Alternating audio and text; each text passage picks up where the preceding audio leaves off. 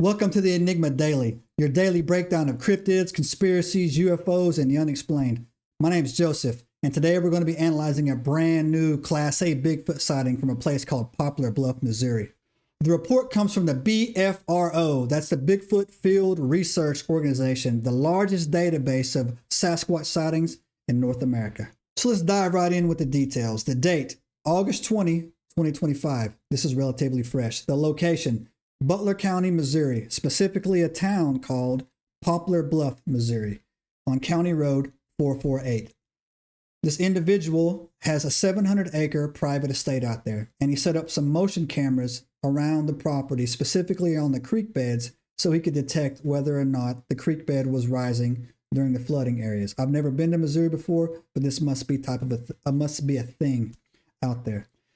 And what happened is that the motion detector sensor went off and he got an alert on his iPhone. And after he pulled it up and took a look at it, this picture showed up.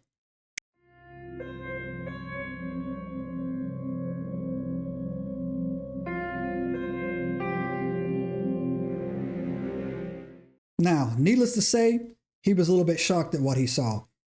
And he didn't know quite exactly what to do. So he contacted his brother, and later on that afternoon, him and his brother went out there. I think it might have been actually a day or a day later. I'm going to put the whole link to this report in the description of this video so you can go out there and take 10 minutes, 5 minutes to read it. It's actually a great read. You should go take a look at it. His brother went out there, looked at it. His wife looked at it, the picture as well, and they both said that's definitely something that's not human. His brother went out there and stood in the exact same spot on the property, and he seemed to be not even half as tall as the creature, the thing that was reported in the creek bed. His brother was 6 feet tall, so that would lead you to believe that this creature was anywhere between 10 to 12 feet tall. Now, another interesting fact about this location where this Bigfoot sighting is what I'm going to call it, this Bigfoot picture was taken, is that it's not easily accessed. There's no access road to it. And again, we're talking about 700 acres. And according to the report that he said, you have to walk about 3/4 of a mile off of any little cut roads they have in that property just to get to this location. And that's amazing to me when you look into the remoteness of it. And it's also amazing that somebody would actually have 700 acres of private property. So good on you. I'm going to leave his name and his brother's name out of this report.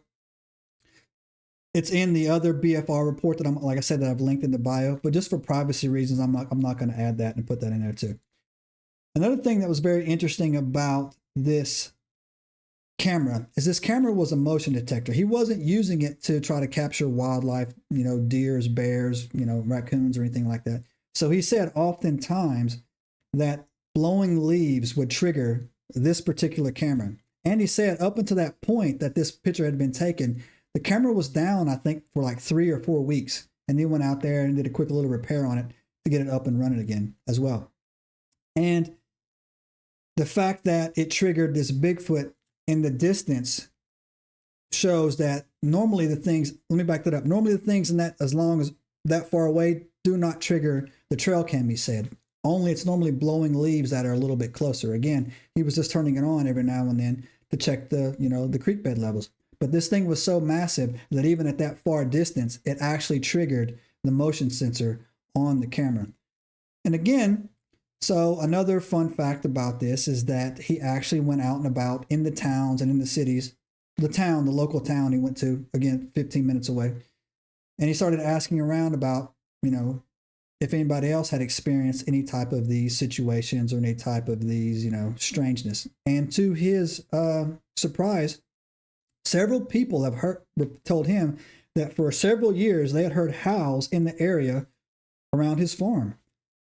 And that some of them had reported seeing, strange sightings, but had written it off to, other things. No one's mind runs right to a Sasquatch or a Bigfoot. And he also said that the area sits next to a place they call the Hidden Valley, right? And that supposedly in that area of Missouri, the Hidden Valley, that there is a higher than average normal, reporting of just overall strangeness, right?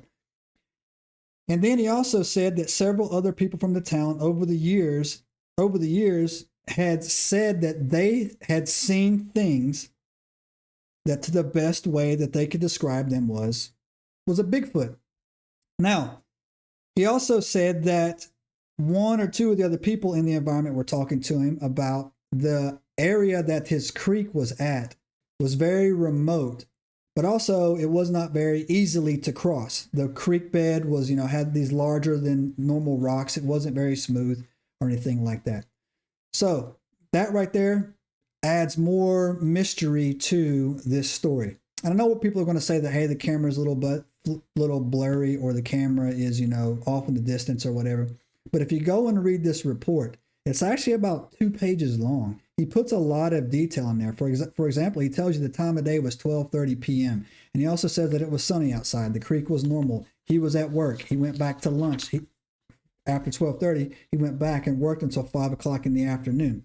He also said that they see a lot of deer on the farm, and they've never triggered the motion camera before. That's how big this thing was. Only normally blowing leaves that were closer to the camera itself triggered the motion, right? He also goes on to talk about the detail about how his brother went out there, stood in there, and they did like a height measurement. And so when you take these things into consideration, it leads to the strangeness of it, because if this was a hoax, if he did take the time to have his brother, dress up in a gorilla suit and fake the camera and make it blurry, what was the gain on it? What's the gain for it? Nothing. There's no gain. There's no reward for going on and doing it. Especially when I read his report, the amount of detail that he put into the report, I found fascinating, right? And again, if you watch our main channel, the Ancient Enigma Files, the same principle I use over there, I'm going to incorporate over here. That at a foundational level, something happened on his farm. So we can sit back and disagree or argue what happened or what it was, or is it fake or is it a real? But at the end of the day, in order for me to talk about it, I'm going to believe that, or I'm going to report that something strange happened, and I don't think it was a man in a gorilla suit. But that's one of the great things about the internet and the comment sections. And what makes this video special right here, this is our first video for the Enigma Daily. It's kind of our pilot video on it.